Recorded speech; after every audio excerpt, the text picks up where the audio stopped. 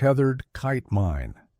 In the autumn of 1915, a British naval engineer named Lieutenant Usborne submitted a proposal to the Admiralty that was initially rejected on the grounds that it was too simple to be effective.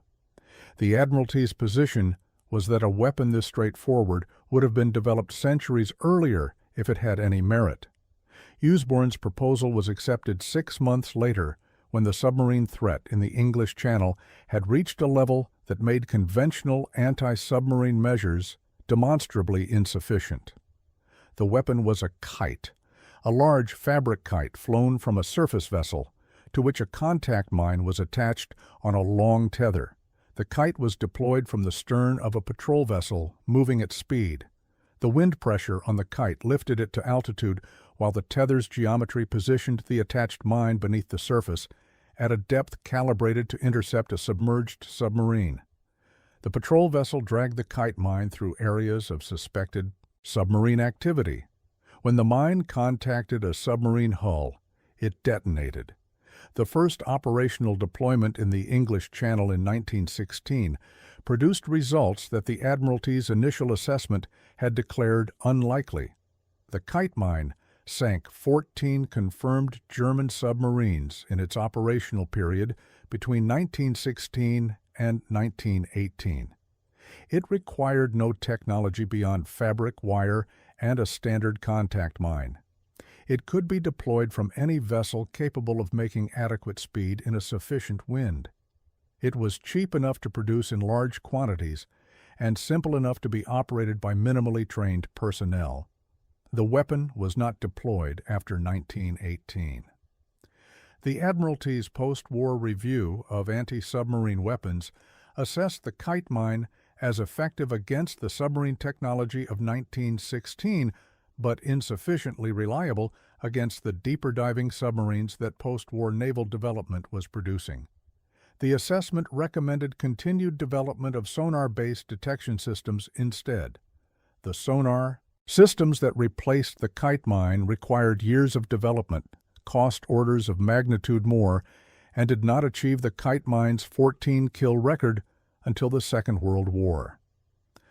The kite mine that worked in 1916 was set aside for a technology that required 20 more years to match its results. The 14 German submarines it sank are in the naval records. The patrol vessels that deployed it have been decommissioned for a century. The kite is in no current naval inventory in any country on Earth. Bushnell Turtle.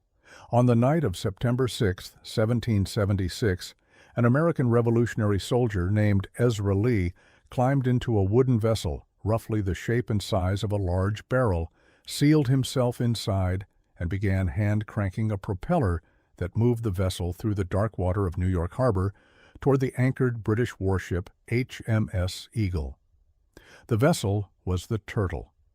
It had been designed and built by David Bushnell, a Connecticut inventor who had demonstrated to American military commanders that gunpowder could be detonated underwater, a finding that the commander's military advisors had told them was impossible. Bushnell had demonstrated it anyway. The Turtle was the world's first combat submarine. It was powered entirely by human effort.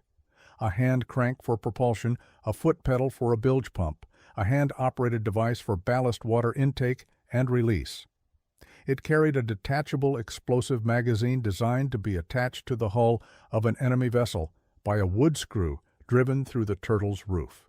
Ezra Lee would attach the magazine, set its timer, and withdraw before detonation. Lee reached the Eagle. He positioned the Turtle beneath the hull and began driving the wood screw upward. The screw would not penetrate. The Eagle's copper hull sheathing, applied to protect the wood from marine organisms, was harder than the screw's operator could overcome through hand effort alone. Lee attempted multiple positions along the hull. None yielded.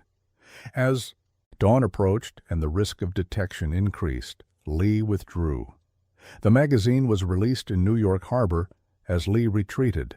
It detonated, destroying nothing of military value, but frightening British forces enough that the Eagle moved anchorage. The Turtle was subsequently lost. swamped during transport on a sloop that was sunk by British fire. The weapon had worked. The propulsion system had functioned. The navigation had succeeded. The timing mechanism was operational. The one element that had prevented success was a copper hull sheathing that Bushnell's intelligence about the Eagle's construction had not identified. A wooden-hulled vessel, the majority of the British fleet, would have been a different outcome. The Continental Army never built another submarine. The Turtle's principles, human-powered underwater propulsion, detachable explosive magazine, timed detonation, were not developed further by any American military program for another 86 years until the Confederate submarine H.L. Hunley in 1864. The weapon that had come within a copper plate of changing the Revolutionary War was set aside as a failed experiment despite every element of its design having functioned as specified. The failure was not the weapon. The failure was the intelligence about the target. Aphrodite Aircraft. On August 12, 1944, a modified B-17 Flying Fortress took off from RAF Fursfield in England, carrying a payload of 21,170 pounds of Torpex explosive, the most powerful conventional explosive load ever carried by an aircraft to that point. The aircraft had no pilot in the conventional sense. 2 crew members would fly it to altitude, arm the explosives, and bail out. The aircraft would then be guided remotely to its target by a controller in a following aircraft. The target was a German V-weapon installation on the French coast. The weapon was Project Aphrodite, the United States Army Air Force's program to convert war-weary bombers into guided, explosive drones directed against hardened targets that conventional bombing could not destroy. The August 12th mission killed both crew members who were supposed to bail out before the remote guidance took over. The aircraft exploded prematurely over the English countryside, killing Lieutenant Joseph Kennedy, Jr., the eldest son of Joseph Kennedy, Sr., and the older brother of the man who would become the 35th President of the United States. The subsequent investigation identified an arming circuit design flaw that caused the premature detonation. The flaw was corrected. The program continued. Between August and September 1944, the USAAF flew 14 Aphrodite missions against German targets. None successfully destroyed their intended target. The radio guidance systems of 1944 were insufficiently precise for the targeting requirements of hardened military installations. German jamming disrupted guidance signals on multiple occasions. Aircraft that successfully reached their target areas detonated off-target with sufficient regularity that mission planners assessed the weapon as operationally unreliable. Project Aphrodite was terminated in September 1944. The principle it demonstrated, a large aircraft converted into a guided explosive drone, was sound. The technology to implement it reliably did not exist in 1944. It existed in 1944 only well enough to kill Joseph Kennedy, Jr. on a Suffolk airfield on an August afternoon. The guidance technology that Aphrodite required was available by 1960. No military program subsequently developed the Aphrodite concept using that technology. The principle waited until the drone age of the 21st century to be implemented at the scale Aphrodite's designers had envisioned, in platforms that weigh a fraction of a B-17 and cost less than the fuel the B-17 burned. Lazy dog darts. In 1954, an American munitions engineer at the Naval Ordnance Test Station in China Lake, California, submitted a weapons proposal that his supervisors initially filed under the category of concepts requiring further evaluation, a designation that at China Lake in 1954 could mean anything from genuinely promising to operationally absurd. The proposal was for a steel dart approximately 1.75 inches long and 0.5 inches in diameter, with a small stabilizing fin at one end. The dart contained no explosive, no fuse, no chemical payload. It was a piece of shaped metal weighing approximately 0.67 ounces. The weapon was the lazy dog. The principle was physics rather than chemistry. A lazy dog dart released from an aircraft at altitude would reach terminal velocity, approximately 500 miles per hour, before impact. At 500 miles per hour, a steel dart 1.75 inches long had sufficient kinetic energy to penetrate a steel helmet, pass through the human body beneath it, and continue into the ground. No explosive required. The dart's velocity was its warhead. A single B-57 Canberra bomber could carry 10,000 lazy dog darts in a dispenser. Released over a target area, 10,000 darts falling at 500 miles per hour would cover every square meter of a defined area, with multiple impacts. Personnel in the open had no protection. Conventional body armor of the period could not stop an object moving at 500 miles per hour. Foxholes and shallow entrenchments offered no protection because the darts fell vertically. The lazy dog was tested operationally in Vietnam in the late 1950s during American advisory operations. Test results showed effectiveness against personnel in open terrain that exceeded anything achievable with conventional cluster munitions at comparable cost. The weapon worked exactly as its physics specified it would work. It was not used again after the test deployments. The official reason cited in subsequent procurement reviews was that the lazy dog's effects were difficult to distinguish from those of conventional fragmentation weapons, a characteristic that created problems for battle damage assessment rather than for the weapon's effectiveness. The actual reason, identified in the legal analysis of the weapon conducted by the Army Judge Advocate General's Office in 1960, was that the lazy dog's function was borderline incompatible with the provisions of the Hague Convention governing projectiles designed to cause unnecessary suffering. An object that moves at 500 miles per hour and passes entirely through a human body without detonating creates a wound channel that surgeons who treated test casualties described as unlike any conventional fragmentation wound they had encountered.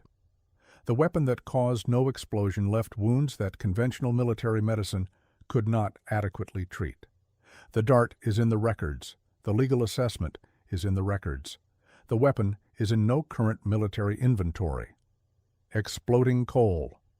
In the autumn of 1942, the Office of Strategic Services, the wartime American intelligence agency that preceded the CIA, received a proposal from its Research and Development Branch that its director, William Donovan, described in a memorandum to President Roosevelt as one of the most elegant sabotage concepts submitted to the branch since its establishment. The proposal was for a lump of coal.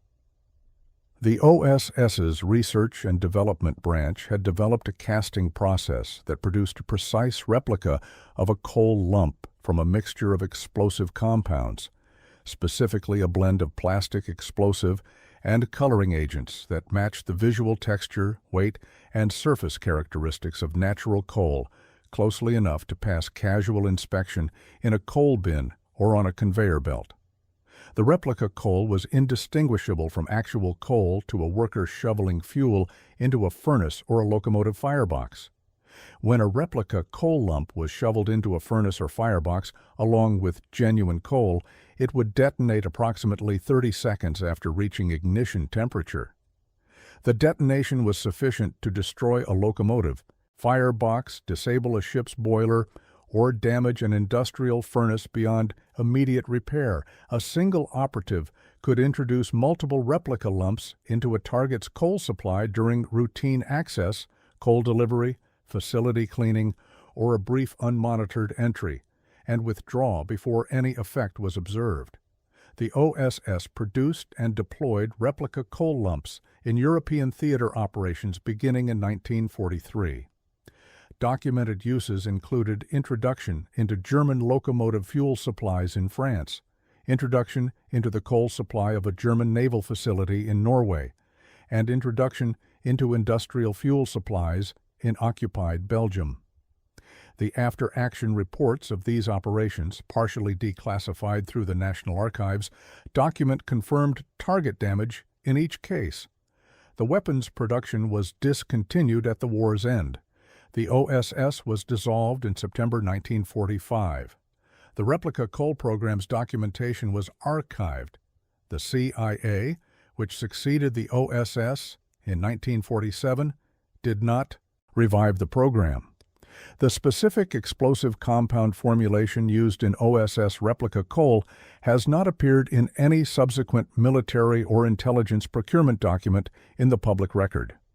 A weapon that was invisible in a coal pile, that detonated after a 30-second delay, that required no technical expertise to deploy, and that produced confirmed target damage in every documented use was discontinued because the agency that operated it ceased to exist. What replaced the OSS did not inherit the program. Fougasse fire mine.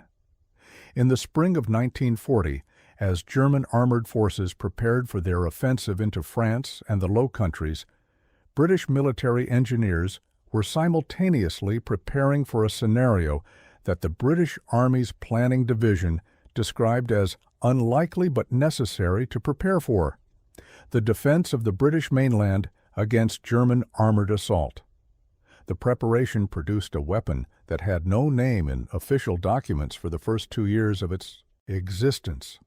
Field units who encountered it called it by a name borrowed from a Napoleonic-era mine, the Fougasse.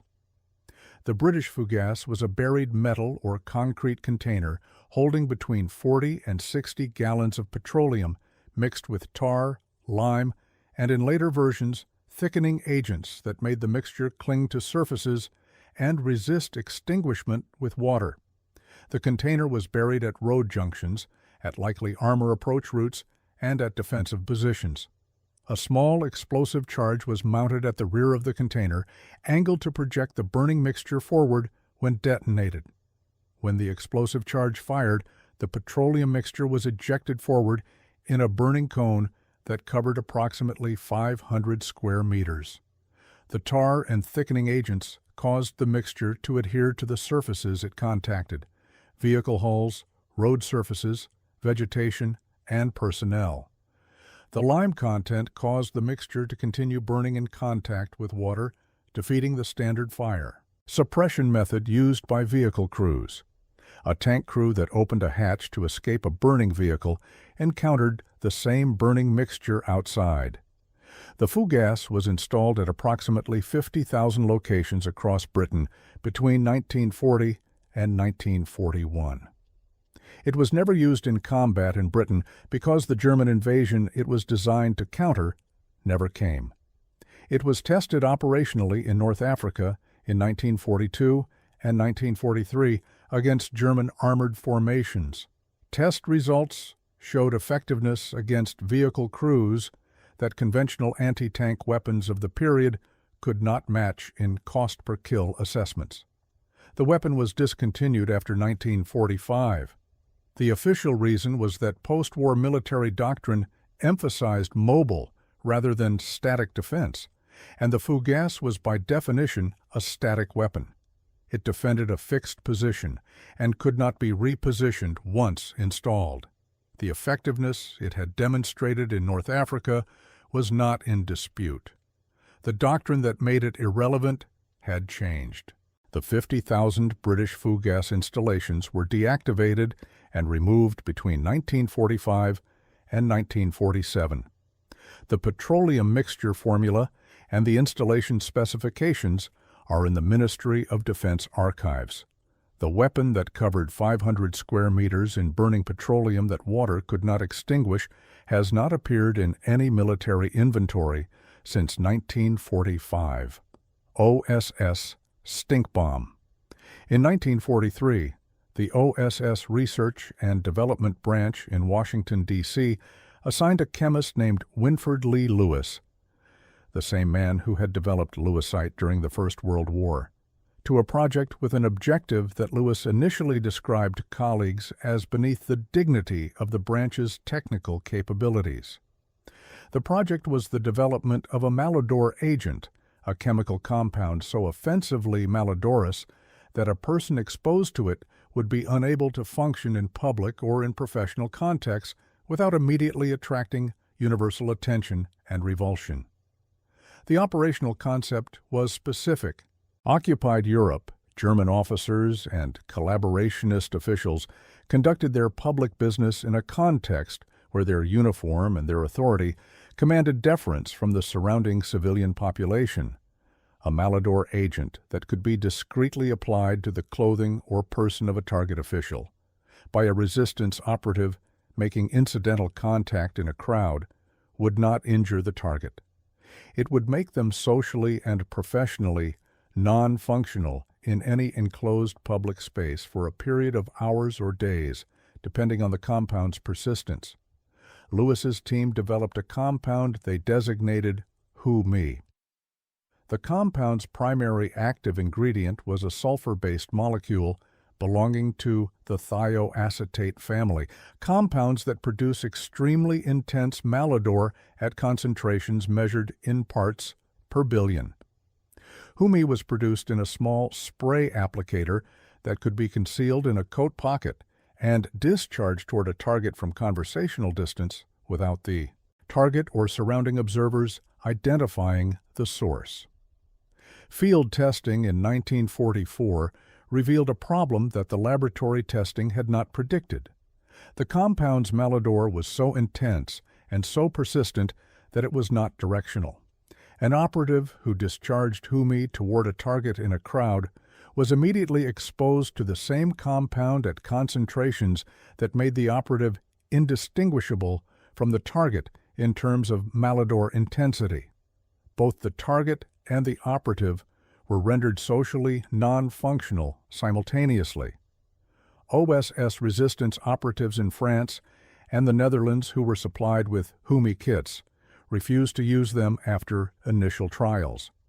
The weapon that was designed to neutralize German officials by making them socially non-functional neutralized the operatives who deployed it with equal efficiency. The Who-Me program was discontinued in 1944. The compound formulation is in the OSS Research and Development Branch records at the National Archives.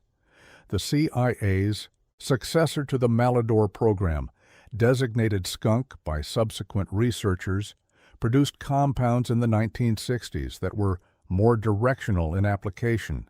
Who-Me itself was never used in a confirmed operational deployment.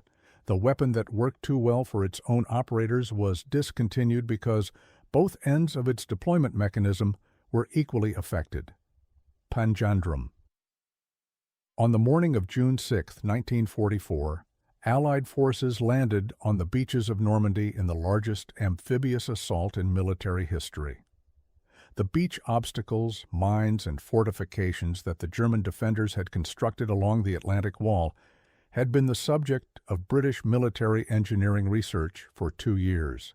Multiple specialized vehicles and weapons had been developed to clear beach obstacles: the Churchill AVRE, the flail tank, the fascine carrier. One weapon that was not on the beaches of Normandy was the Panjandrum.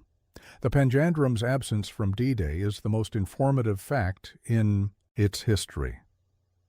The Panjandrum was a device developed by the British Admiralty's Department of Miscellaneous Weapons Development, a unit whose name accurately reflected its operational scope.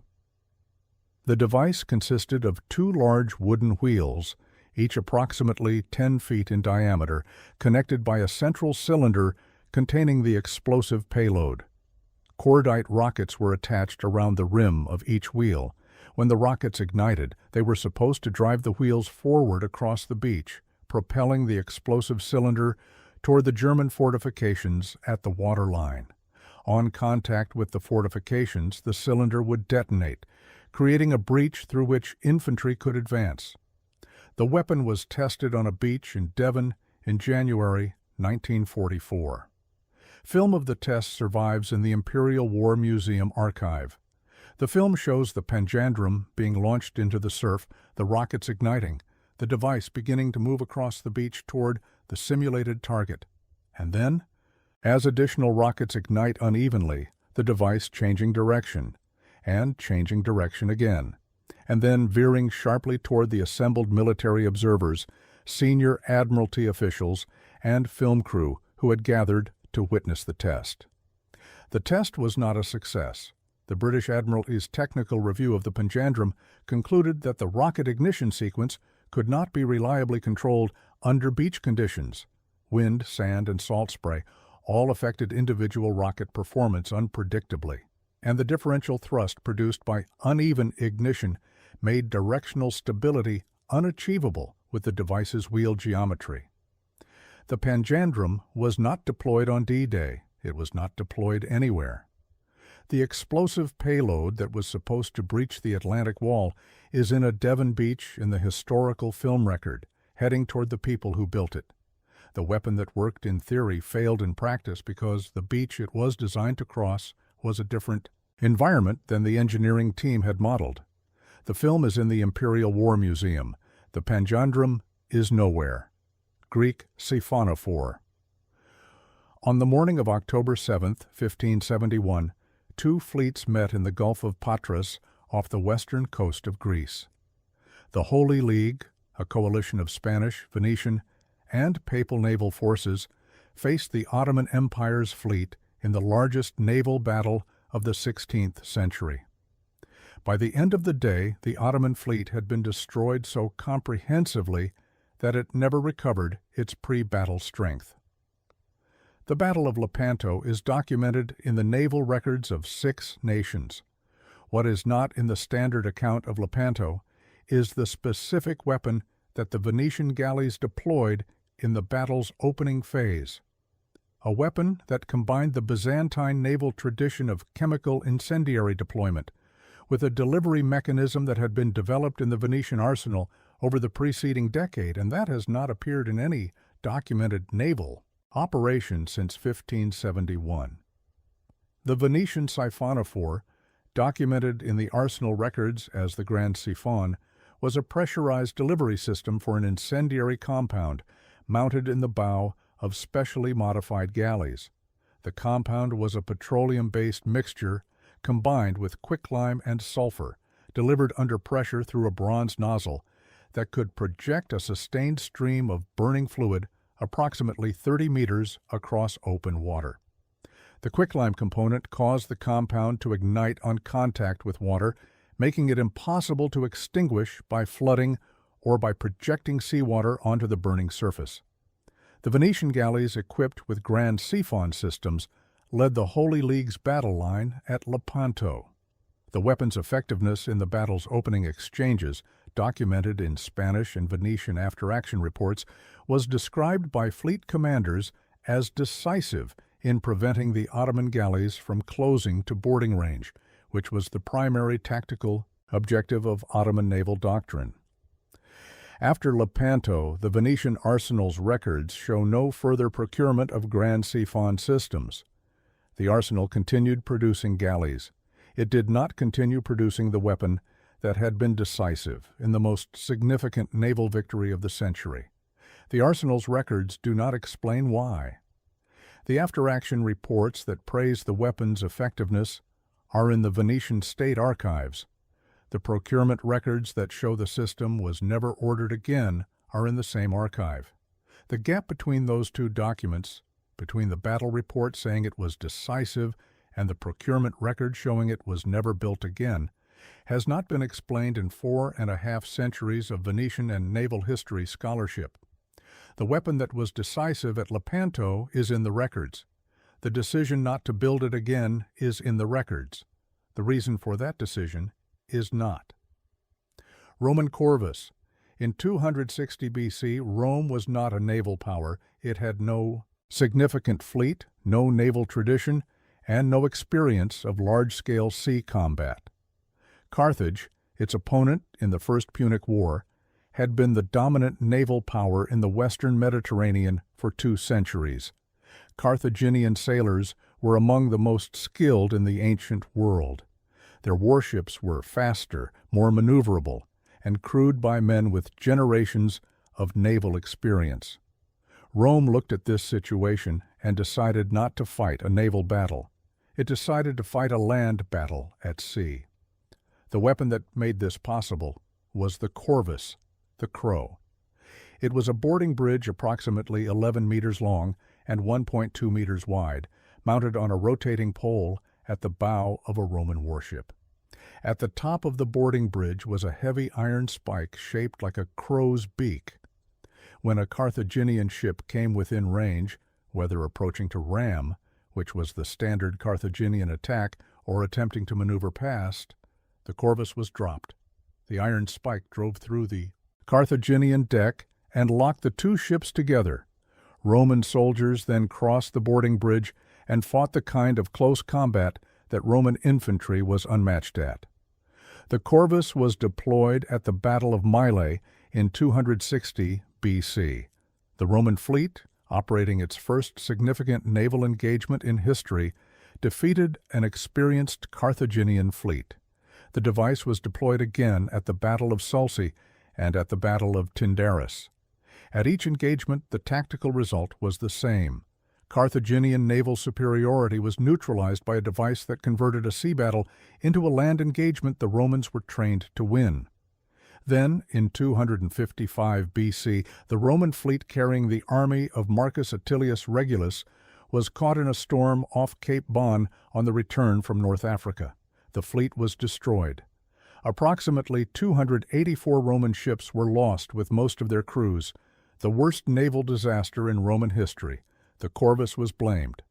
Roman naval historians writing in the century after the disaster attributed the fleet's vulnerability in the storm to the top weight of the Corvus device, which they argued had made the vessels that carried it unstable in rough water. The Corvus was removed from Roman warships. It was never used again. The attribution was not tested. No engineering analysis of the Corvus's effect on vessel stability was conducted that survives in any ancient record. The storm that destroyed the fleet also caught vessels not equipped with Corvus devices. The total loss suggests a weather event of extraordinary severity rather than a design-specific stability failure. The Roman Senate's decision to discontinue the Corvus may have been based on an incorrect diagnosis of why the fleet was lost. If the Corvus was not responsible for the storm losses, if the fleet would have been lost regardless of whether the device was installed, then the weapon that had won 3 sea battles against a superior naval power was abandoned based on an attribution that the available evidence does not conclusively support. Rome went on to win the First Punic War and to become the dominant power in the Mediterranean. It did so without the Corvus. The device that had made Rome's first naval victories possible was stored in the records of Polybius, who described it in detail a century after it was last used, and in the analysis of modern naval historians who have not reached consensus on whether the storm diagnosis was correct. The weapon that converted Roman naval defeats into Roman naval victories is in the ancient record. The decision to stop using it is in the ancient record. Whether that decision was correct is not settled in the ancient record or in the modern scholarship that has examined it. The Corvus was used for 5 years. It won battles that Roman military tradition said Rome could not win. It was discontinued after a storm, and Rome fought its remaining naval battles without it, winning some and losing others, never returning to the device that had made its first victories possible. A weapon that worked was set aside because of what happened after it was used, not because of what it did when it was used. That distinction between a weapon's performance and the consequences of its deployment is the thread that runs through every entry on this list. They were not abandoned because they failed. They were abandoned because success, in each case, created a problem that their operators found easier to solve by stopping than by continuing. Thank you for watching.